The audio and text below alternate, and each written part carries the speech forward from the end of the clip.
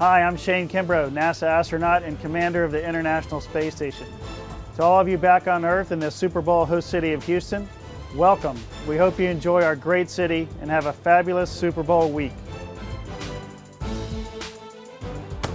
Hi, I'm NASA astronaut Victor Glover, and I'm here in the Countermeasures Training Laboratory. Just like physical fitness is important for all of the athletes participating in the Super Bowl, it's important for astronauts who work and live in space. To fight the effects of microgravity, we train on special devices like this exercise bike, a special treadmill, and a weightlifting machine. Hi, I'm Jennifer Pruitt. I work with the Environmental Control and Life Support Systems on the International Space Station. Our resources are very precious to us in space, so we recycle everything that we can. In the past 8 years, we've made enough clean water that we could give a water bottle to every fan in the stadium every day for a year. I'm here at NASA's Neutral Buoyancy Laboratory in Houston, Texas. The NBL is a super-sized pool that holds an impressive 6.2 million gallons of water. It's like an astronaut's practice field. Here, we scout upcoming missions, rehearse plays, and watch tape so everything is perfect for game time in space. Just like football, working in space requires tons of practice and training. State-of-the-art training helps football teams win the big game, and tomorrow's space pioneers journey to Mars.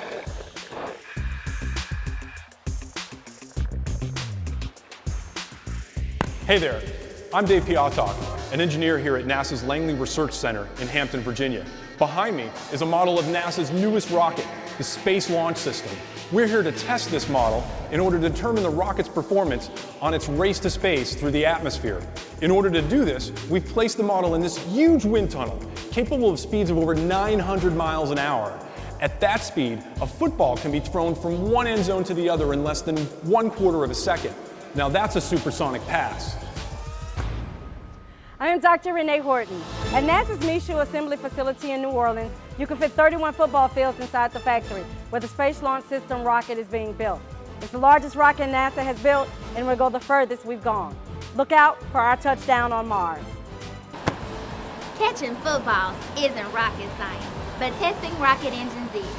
Here at Stennis Space Center, we're testing the RS-25 engines that will power NASA's Space Launch System on a journey to Mars. Just like this.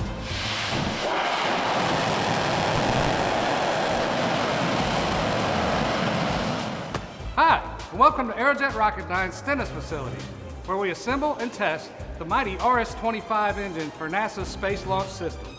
Did you know the RS-25 engine can propel or throw a football at over 9,750 miles per hour?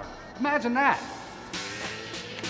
The booster for NASA's Space Launch System weighs more than 4,700 NFL linemen. Hi, I'm Yves Lamoth, and welcome to Kennedy Space Center's Vehicle Assembly Building. This was home to the Saturn V rockets and the Space Shuttle, and is currently being modified to support a host of rockets, including the SLS rocket that will take our astronauts to the planet Mars. Did you know that this facility is 525 feet high? That's nearly double the length of the NRG Stadium in Houston, where the big game will be played. Not even a pro football player can punt, pass, or kick their way through this facility, unless they think they can.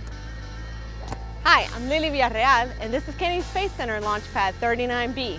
Now, it's a clean pad built for flexibility. That means that every rocket that launches from here, including the SLS, will come over with its own launch tower. The pad will then provide everything it needs: power, water, flame trench, and a great location to launch from. Launch Pad 39B, helping NASA's missions get over the goal line for many more years to come. Hi, I'm Laura Pelaya, and we're in the high bay of Kennedy Space Center's Neil Armstrong Operation Checkout building. And this is Orion, America's next generation spacecraft, which is going to be flying on NASA's new heavy lift vehicle, the Space Launch System, or SLS. Now, Orion's going to be taking us farther than we've ever been before. With its added capabilities, it's going to be able to hold up to 4 people, or 4,625 footballs. Hi, I'm Nettie Roosboom from Ames Research Center in Silicon Valley. Behind me is the world's largest wind tunnel. It's big enough to test full-size aircraft, as well as semi-trucks, and has recently been used to test parachutes for NASA's Mars landers. Oh, And by the way, the air intake of the wind tunnel is larger than a football field. Hi, I'm Sydney Doe.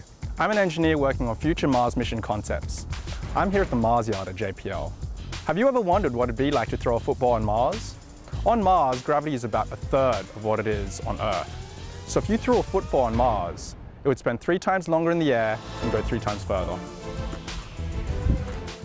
Hi, here at the Goddard Space Flight Center in Greenbelt, Maryland, we built and are currently testing the most advanced and largest space telescope ever constructed, the James Webb Space Telescope. It's roughly the size of the red zone on a football field. You might even call it the infrared zone. It will weigh a couple 100 pounds more than your average football team. In a few months, we will pack and ship the telescope element that is inside this tent to the Johnson Space Center located in Houston, Texas for testing in the giant space environment simulator called Chamber A. Once the telescope is launched, we'll control the spacecraft and download its science data from here, the Webb Mission and Operations Control Center in Baltimore, Maryland.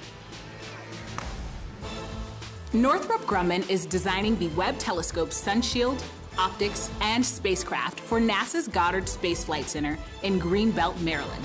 Here at our Space Park facility, located in Redondo Beach, California, we are developing and creating some of the cutting-edge technology behind this incredible observatory.